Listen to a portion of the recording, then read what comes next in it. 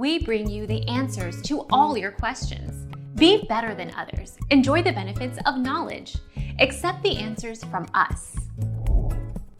To enable Farsi or Arabic in Photoshop CC, go to Preferences, Ctrl+K, greater than, type, tab, then set the text engine to Middle Eastern and South Asian. Now restart Photoshop. From the menu choose Type greater than Language Options greater than select Middle Eastern features. The latter enables the right to left direction in the paragraph panel. Our mission is to provide accurate answers.